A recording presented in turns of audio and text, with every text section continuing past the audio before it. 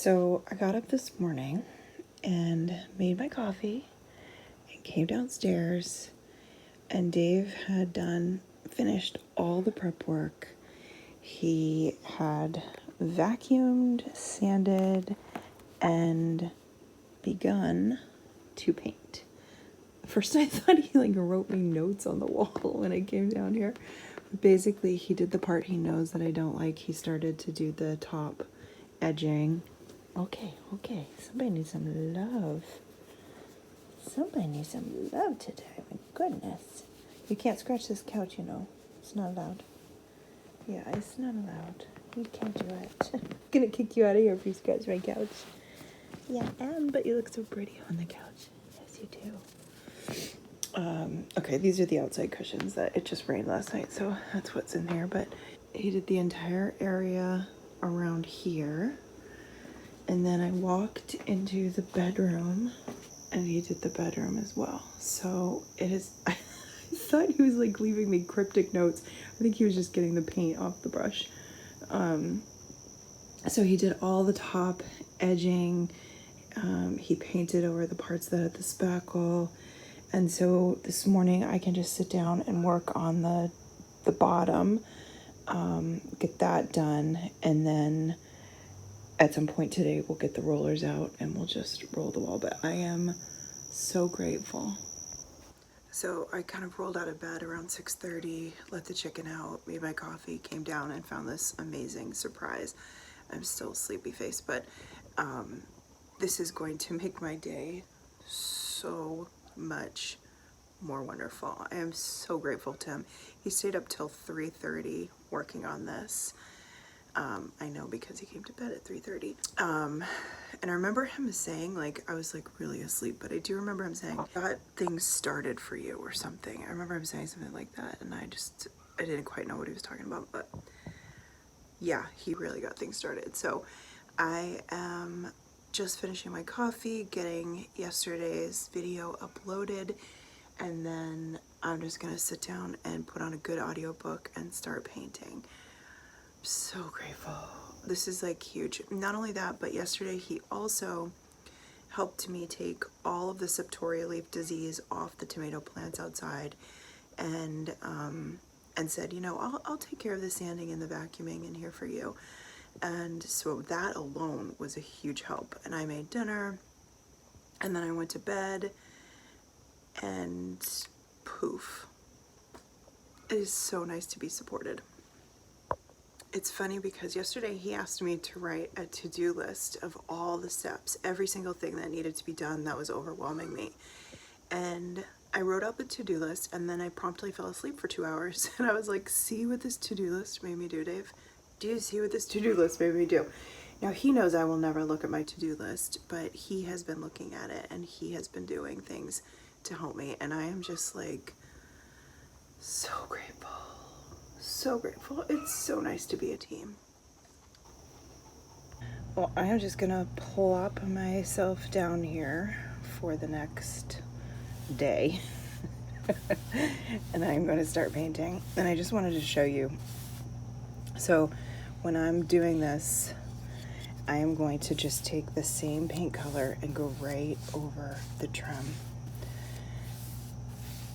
And what this does is it just creates this long, beautiful line, especially in a place that has these really low drop ceilings.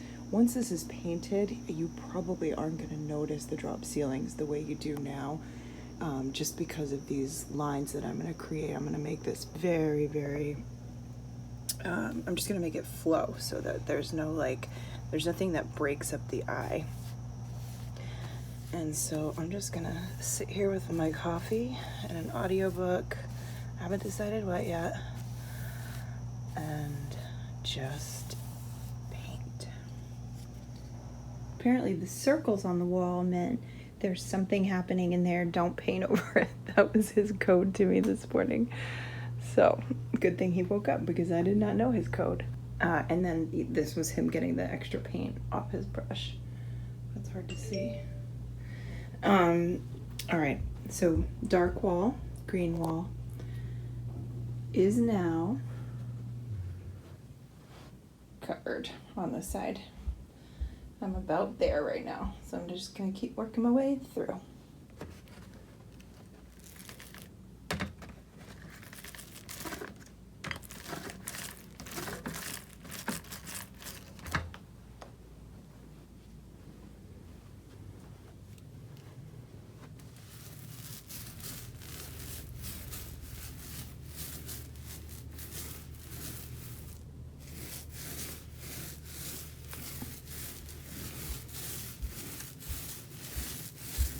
All right, well, the first coat of white paint is on in the bedroom. I'm gonna start moving out to the kitchen area of the apartment. But I thought I'd say a few words about white paint first. So I know that white paint has become very like farmhouse, kind of like modern farmhouse trendy. And I just want to talk about that a little bit, about, you know, maybe why that is what it is. I started painting all white when I lived in a less than 900 square foot bungalow with 3 kids and a dog and a lot of goldfish. And I wanted to learn, I was learning all these different techniques of how to make spaces feel bigger. And that's when I learned about painting the trim and the doors and everything the same colors. When you do that, your eye doesn't stop anywhere. It's like, and I don't know if you can tell right now because of the lighting and it's only one coat, but eventually it's gonna look like this kind of seamless wall door area. And so I set out with a baby and 2 toddlers, and I don't know, maybe Chloe was, I don't know, she's in college now, she might have been in like kindergarten or something, but I set out to paint my little bungalow all by myself, white paint, and I would literally do like a wall a day. My husband Patrick, at the time, we're not married now, but we're good friends, kid's dad, he would come and help. Like that bungalow, the thing that saved that bungalow is the ceilings were like 12 foot high. I mean, they were just, it was huge ceilings. So, or, you know, the length, I don't know what you call that. I think you call that ceiling. And so it was just like magnificent what it did, the change. And my inspiration was sort of that Scandinavian, European influence of smaller homes.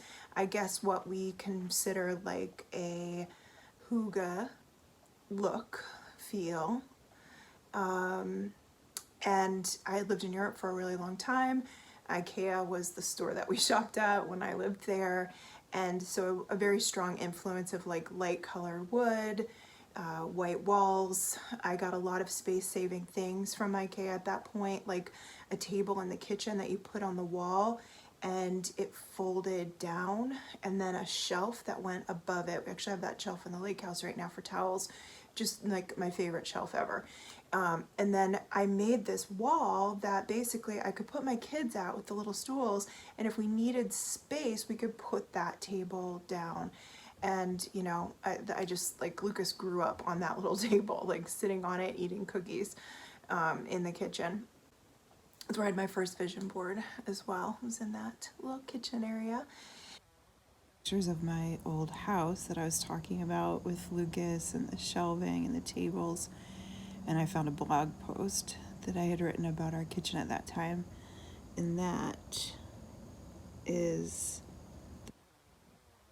and my vision board and the shelving. I used to keep a clipboard here of important things like bills to pay and things I needed to do. I don't know what happened to these glasses. There's, you can see right there, there's the table with the kids sitting at it back there. The beautiful white walls.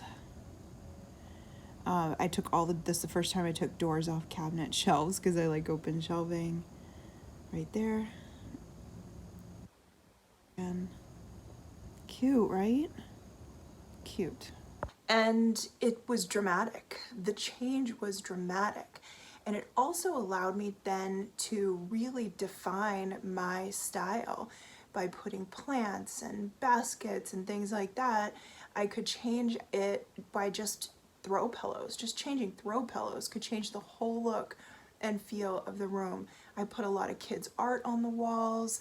We would hang things on the walls, like a stick we would find, like just some cool nature stick, and we'd have a lot of like nature art, and our little like nature table kind of altars on the windowsills, and it was just dramatic. So ever since then, and then I moved into the loft, a very urban space that was all white walls and like exposed beams and brick, and that was just like the epitome of like white walls to me. And then gosh, 2 summers ago, Dave and I painted the space that is our Airbnb currently that we host in New Hampshire, the Magic Lake House. We went in and painted everything white, and I used different whites. So cloud white was my original bungalow white, and there's a lot of cloud white upstairs in this house. And then I did some different colors, and I'm probably gonna blank on their names, but I think one was like Cotton Blossom or something. It was very close to cloud white, but it was Bear, I think, not Benjamin Moore. And I just played with different whites in that space because it gets a very different kind of sun, and I just wanted to see how the different white paints would react in different parts and see what I really loved. Then when I painted what is going to be my studio, maybe I somehow knew it was going to be my studio, I used a color called Stoneware, and that's what I'm putting all down here. Now Stoneware is a creamier white. It's not that like classic like sharp white, and it is, I mean, it is that. It's like pottery. It's like if you were holding the perfect piece of pottery. It is named perfectly Stoneware. So Stoneware in a south-facing window, it just becomes this like creamy, thick, rich color. I mean, it is just perfect. And I have fallen in love with that color, and I decided to just go for it. I'm just gonna do it all down here, in similar style to my old like cloud white, kind of like just wash everything with that. And we'll see what it does. We'll like notice how it reacts in the space. But if it works, I'm gonna be very happy because it is just such a fun color to watch during the day when the sun is coming up, when the sun is going down. It just kind of changes and like moves, and it looks really beautiful with the aesthetic that I like, which is you know, lots of textures, fabrics, baskets, wood, natural plants, shells, dried flowers, you know, gourds, the whole thing. So that's my little spiel on white paint. So I know it's trendy, but you know, trends come and go, and I feel like this is timeless. This is a timeless look and feel. This, you know, you can consider it trendy, but it's not something that goes out of style because there's a reason that people do it. There's a reason that it just it becomes this like blank canvas, but it is a space extender more than anything else, and it also invites the light in a way that I find other colors don't. Now I also love, I should say, really dark colors. I love to paint a small space a really dark color. I think it is so dramatic and so gorgeous. I'm not crazy about the in-between colors, but you know, that's me. I'm not a pastel kind of person, but I will make sure I do a screenshot of that Pashmina. Take a little clip of that Pashmina color for you too. All right, so I am moving on. Here we go. It's just for reference. I started around 8 and it's 1 o'clock. And the only thing I did was I took a shower after doing the edging, but just for a frame of reference on kind of the time that it takes. Well, I am a sweaty mess. I am literally dripping, but mostly the first coat is done. There's a little edging to do, but you can see white walls. I gotta get Dave to come down and do this TV area, and then I need to do around the fireplace. I need to clean off all the counters so I can do that little tiny bit of space that's back there. There is an end in sight. This may actually be done by September 1st, though September 1st is tomorrow. So hopefully night shift Dave will show up again tonight. I hope this inspires you to start moving towards something that you have been really wanting to do. Sometimes it just takes just making that first move, doing that first thing. And then you get so inspired and so much momentum, and you just keep going.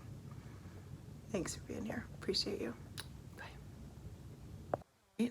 I've been in here since 8 this morning, minus driving one kid to a date and driving the other back and forth from football and making dinner. And I am toast, and Dave has said go to bed, and he's gonna be night shift Dave again. All that's left for the first coat of anything, actually everything's done 2 coats pretty much except edging. That needs 2 coats. And then he's gonna finish the little bit of in the kitchen. I don't think we're gonna have enough paint to finish the bathroom, but I'm so happy to see that green wall disappear. And I'm going to bed.